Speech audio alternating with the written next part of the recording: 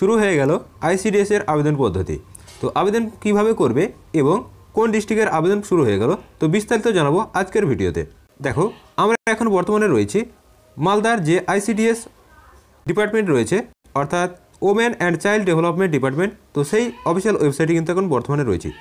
তো তোমরা যারা মালদা জেলার প্রার্থী রয়েছে প্রত্যেকে কিন্তু আবেদন করার চেষ্টা করবে। আজকে থেকে কিন্তু তোমাদের আবেদন শুরু হয়ে গেল এবং আবেদন চলবে 31শে মার্চ পর্যন্ত। তো কীভাবে আবেদন করবে স্টেপ বাই স্টেপ ভিডিওটি প্রথম থেকে শেষ পর্যন্ত দেখতে থাকো, তাহলে কিন্তু খুব সহজেই কিন্তু আবেদন করতে পারবে। তোমরা কিন্তু মোবাইলের মাধ্যমে চাইলেও কিন্তু আবেদন করতে পারবে। তো দেখো, প্রথমে রয়েছে হাউ টু অ্যাপ্লাই। তো তোমরা ভিডিওর ডেসক্রিপশনে দেওয়া এই লিঙ্ক থেকে কিন্তু ওয়েবসাইটে চলে আসবে এবং এখানে দেখো ইউর নেম। তো ইউর নেম এই সেকশনে এসে তোমরা কিন্তু এখানে প্রথমে নিজের নাম দেবে এবং তারপরে মোবাইল নাম্বার দিয়ে রেজিস্টার নাও বাটনে ক্লিক করবে। তো রেজিস্টার নাও বাটনে ক্লিক করার পর তোমরা যে মোবাইল নাম্বার দেবে তো সেখানে কিন্তু একটি পাসওয়ার্ড চলে যাবে। তো পাসওয়ার্ডটি পুট করার পর লগ ইন অপশানে ক্লিক করবে এবং ঠিক এরকম একটি পেজ ইন্টারফেস কিন্তু তোমাদের শো হবে। তো এখানে আসার পর নিচের দিকে স্ক্রল করলে দেখতে পাবে দেখো 3টি কলাম কিন্তু এখানে রয়েছে। প্রথমে দেখো যারা কর্মরত রয়েছে সেই ডিপার্টমেন্টে তা পদোন্নতির জন্য কিন্তু আবেদন করবে এবং দেখো অঙ্গনারী কর্মী পদে সরাসরি নিযুক্তির জন্য আবেদন এবং অঙ্গনারী সহায়িকা পদে সরাসরি নিযুক্তির জন্য আবেদন। তো তোমরা যে পদে আবেদন করতে চাও সেই পদে কিন্তু অ্যাপ্লিকেশনের জন্য ক্লিক করবে। তো দেখো, তো আমি দেখো এখানে অঙ্গনারী সহায়িকা পদে আবেদনের জন্য কিন্তু ক্লিক করলাম। তো এখানে ক্লিক করার পর দেখো নতুন একটি ইন্টারফেস শো হবে। তো তোমরা যারা কর্মী পদে আবেদন করবে তো অবশ্যই কিন্তু কর্মী পদের কলামটা চুজ করবে। তো এখানে দেখো প্রথমে সিলেক্ট করতে হবে আইসিডিএস প্রজেক্টর নেম। তো প্রথমে কিন্তু এখান থেকে প্রজেক্টরের নামটা তোমরা এই চেক বক্স থেকে কিন্তু সিলেক্ট করে নেবে। তো দেখো নির্দিষ্ট কতগুলি ব্লক লাইসি কিন্তু এখানে রয়েছে। তো তোমরা যে এলাকা বা আন্ডারের মধ্যে পড়বে তো তোমরা কিন্তু সেটা সিলেক্ট করবে। তো আমার ব্লকটি আমি কিন্তু এখান থেকে সিলেক্ট করে নিলাম। তো এরপর দেখো একটি গুরুত্বপূর্ণ বিষয় কিন্তু উল্লেখ করা রয়েছে। দেখো বলছে দ্রষ্টব্য আবেদনকারীকে অবশ্যই কিন্তু এই এলাকার মধ্যে বাসিন্দা হতে হবে। অর্থাৎ তোমার যে পঞ্চায়েত এলাকা বা ব্লক এলাকা রয়েছে তোমরা কিন্তু সেই আন্ডারে কিন্তু আবেদন করতে পারবে।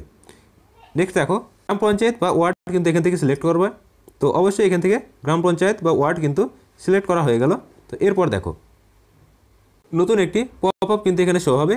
তো দেখো এখানে কিন্তু দেখো চেক বক্স রয়েছে। তোমরা যদি ইউআর ক্যাটাগরি হয় তো অবশ্যই কিন্তু এই ইউআর ক্যাটাগরির যে চেক বক্স রয়েছে তো এখানে কিন্তু ক্লিক করবে। তো এখানে ক্লিক করে দেওয়ার পর সাবমিট অপশানে ক্লিক করলে কিন্তু তোমাদের ফর্মটি সাবমিট হয়ে যাবে।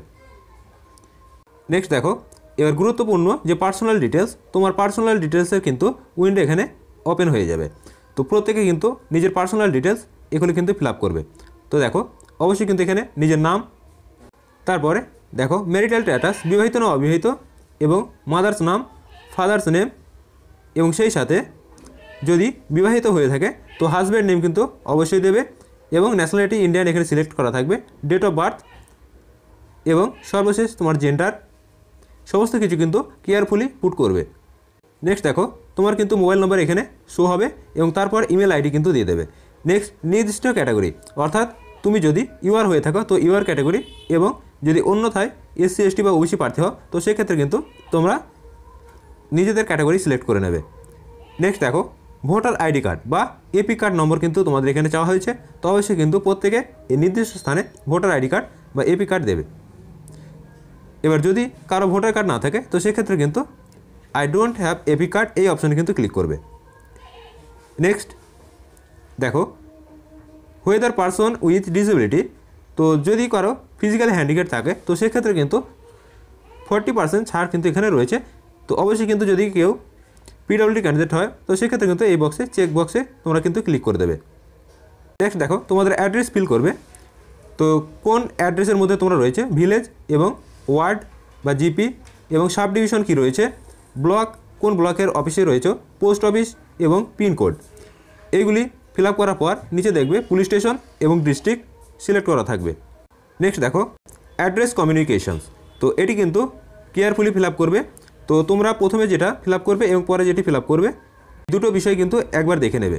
অনেকে পার্মানেন্ট অ্যাড্রেস এবং প্রেজেন্ট অ্যাড্রেস কিন্তু আলাদা হয়ে থাকে, তো সেক্ষেত্রে কিন্তু দুটো অ্যাড্রেসই কিন্তু পুট করবে।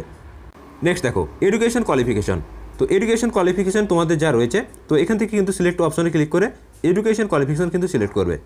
নেক্সট দেখো name of the recognise board, অর্থাৎ কোন বোর্ড থেকে তুমি কিন্তু এইচএস বা মাধ্যমিক পাস করেছো।